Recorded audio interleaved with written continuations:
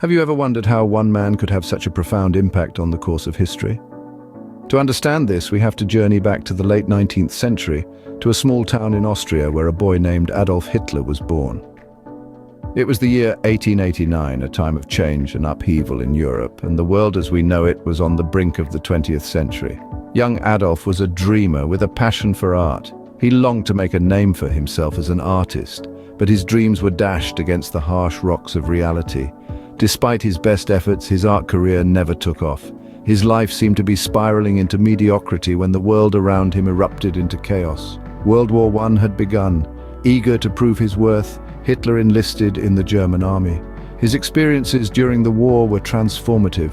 He was shaped by the brutality and the bloodshed, the camaraderie and the courage. But with the end of the war came not the peace he had hoped for, but a profound sense of disillusionment. Germany was in ruins, its people broken and demoralized. Hitler too was disillusioned, but he saw in this chaos an opportunity. He found a new purpose in the German Workers' Party. This fledgling political party, he believed, held the key to restoring Germany's dignity and pride. His charisma and his fiery speeches quickly caught the attention of the masses. He spoke of a new Germany, a strong and united nation, free from the shackles of the past. His words resonated with the German people, who were desperate for hope and change. And so, Hitler found his calling. Not in the canvas and the brush, but in the realm of politics. He transformed from a failed artist to a charismatic leader, capturing the hearts and minds of a nation. Thus began Hitler's journey into politics, a path that would lead him to become one of the most infamous figures in world history. How did a failed artist and a war veteran rise to become the Chancellor of Germany?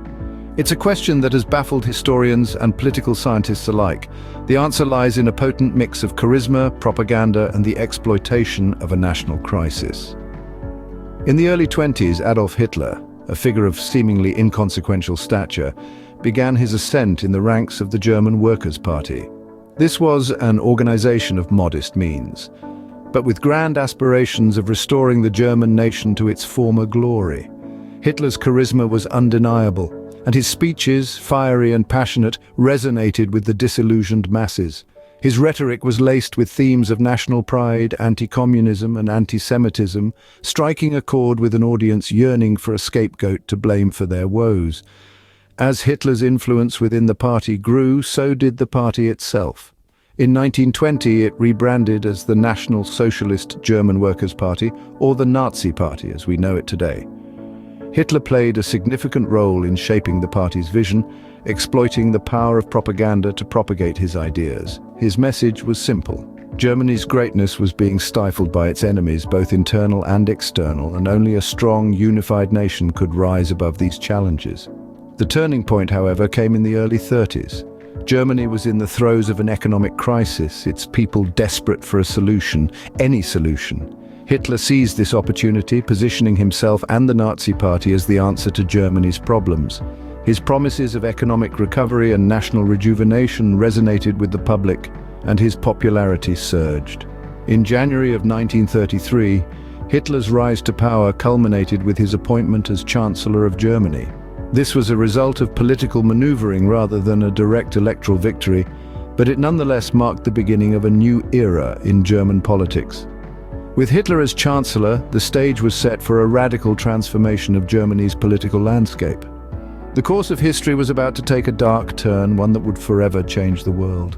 What happens when absolute power falls into the hands of a man with a vision of racial purity? The answer lies in the chilling reign of Adolf Hitler.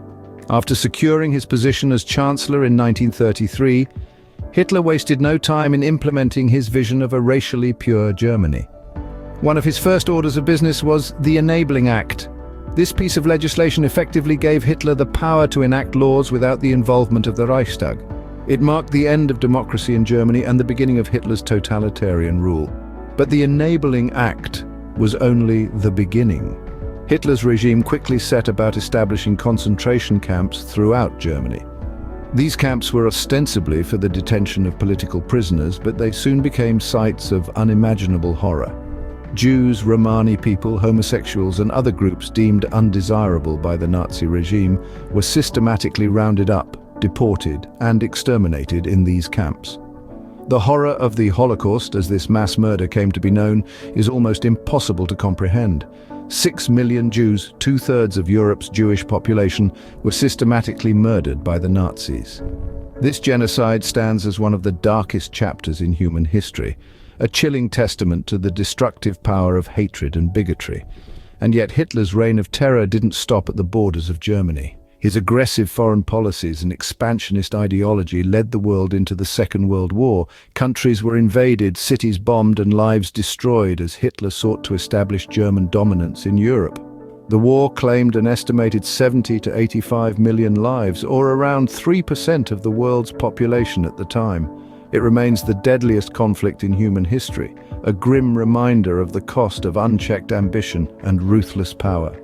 In his quest for a pure Germany, Hitler led the world into a war that would claim millions of lives.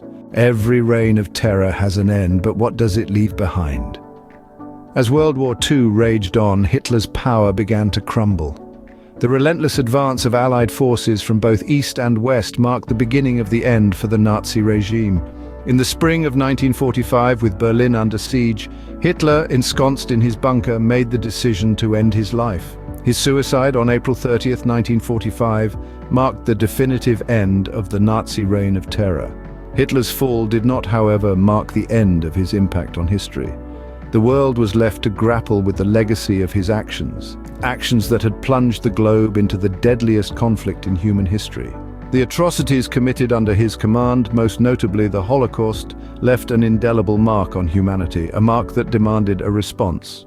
In the aftermath of the war, the world came together to form the United Nations, an organization dedicated to maintaining international peace and security. This was a direct response to the horrors witnessed during Hitler's reign, an attempt to ensure that such atrocities would never be repeated. But Hitler's legacy didn't end there. The power vacuum left by the fall of the Third Reich set the stage for the Cold War, a period of geopolitical tension between the two remaining superpowers, the United States and the Soviet Union. This too was a product of Hitler's actions, a ripple effect that would shape the world for decades to come. Remembering Hitler's reign is not about glorifying a dictator, it's about understanding the destructive power of hate, the cost of turning a blind eye to injustice, and the importance of standing up against oppression. It's about learning from our past so we can build a better future. Adolf Hitler's life serves as a stark reminder of the destructive power of hate and the importance of standing against it.